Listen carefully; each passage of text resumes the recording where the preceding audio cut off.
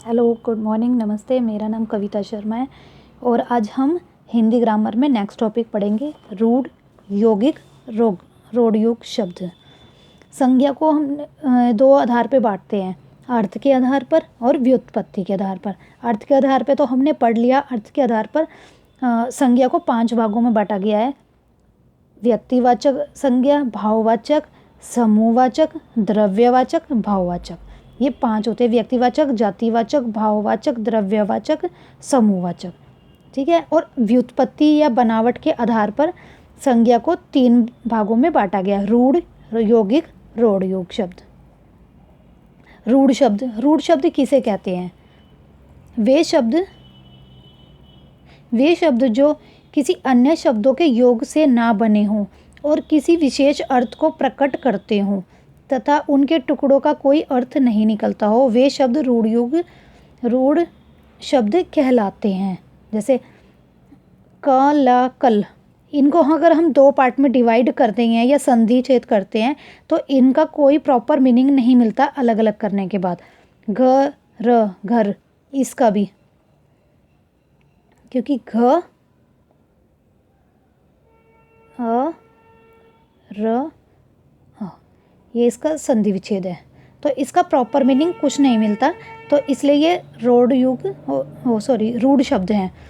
कल, घर, पर, दिन, रात, चल, आज, हम, ऐसे बहुत सारे वर्ड्स हैं जिनका कोई मीनिंग नहीं निकलता, तोड़ने पर कुछ अर्थ नहीं है अथवा निरर्थक शब्द हैं। उन शब्दों को रूढ़ शब्द कहते हैं। सेकंड है यौगिक शब्द। यौगिक शब्द किसे कहते हैं? जो शब्द कई समान सार्थक शब्दों के मेल से बने हों। वे शब्द जो कई सार्थक होता है, उनका प्रॉपर मीनिंग होता है, सार्थक शब्दों के मेल से बने होते हैं, वे यौगिक कहलाते हैं। जैसे राज जमा पुरुष, राजपुरुष। विद्या जमा आल्य, विद्यालय। विद्यालय। हिमालय, हिम प्लस आल्य।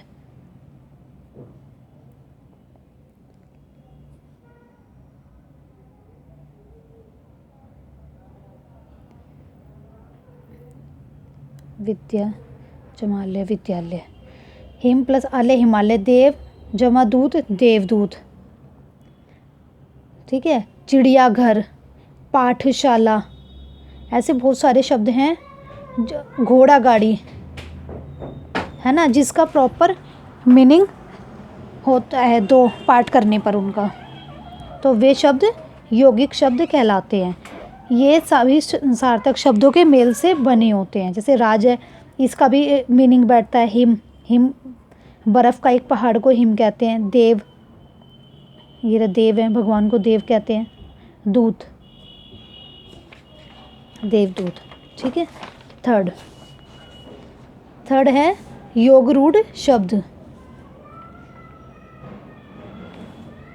वे शब्द जो यौगिक तो हैं किंतु सामान्य अर्थ को ना प्रकट कर किसी विशेष अर्थ को प्रकट करते हैं, उन्हें योगरूढ़ शब्द कहते हैं।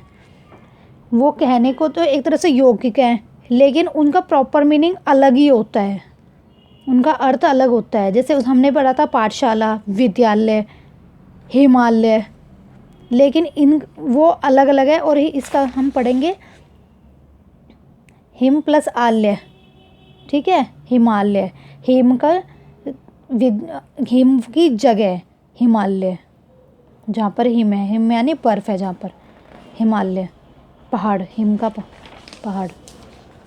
ठीक है। तो ऐसे ही पंख प्लस जा, पंख प्लस जा की पंकज, ये होगा कीचड़ में उत्पन्न होने वाला, इसका मीनिंग दोनों का। कीचड़ में उत्पन्न होने वाली क्या है? कमल। ये 2 टुकड़े में डिवाइड हो गई है, इसका मीनिंग अलग अलग बैठ रहा है, तो इसलिए ये यौगिक तो हैं लेकिन इनका अर्थ तीसरा निकल रहा है, तो इसलिए इनको योगरूढ़ कहते हैं। जैसे दशानन, दश प्लस आनन, 10 मुख वाला रावण। दश माने 10, आनन माने जिसके मुख हैं। गजानन, गज प्लस आनन, गज हाथी, आनन माने मुख, गज के समान वाले मुख गणेश जी, ठीक है। और जैसे पीताम्बर, पीला है अंबर जिसका, पीताम्बर, वो विष्णु भगवान को कहते हैं, ठीक है। लंबोदर, लंबी है गर्दन जिसकी, गणेश जी है वो भी लंबोदर, ठीक है। तो ये तीन संज्ञा के व्युत्पत्ति के आधार पर 3 भागों में बांटा है, रूढ़, यौगिक, योग रूढ़। रूढ़ वे शब्द होते हैं जिनको तोड़कर कोई सार्थक मीनिंग नहीं निकलता। यौगिक शब्द वे होते हैं जिनको 2 सार्थक मीनिंग होता है, 2 पार्ट में डिवाइड होते हैं और 2 मीनिंग निकलते हैं उनके। और योग रूढ़ शब्द वे शब्द होते हैं जिनको 2 पार्ट में डिवाइड तो किया जाता है लेकिन उसका प्रॉपर मीनिंग तीसरा अलग ही निकलता है उनका, ठीक है। तो आज हमने पढ़ा रूढ़, यौगिक, रूढ़ युग। नेक्स्ट क्लास में हम पढ़ेंगे सर्वनाम, ठीक है। आपको मेरी क्लास अच्छी लगे तो उसको लाइक करें, शेयर करें, सब्सक्राइब करें। Thank you.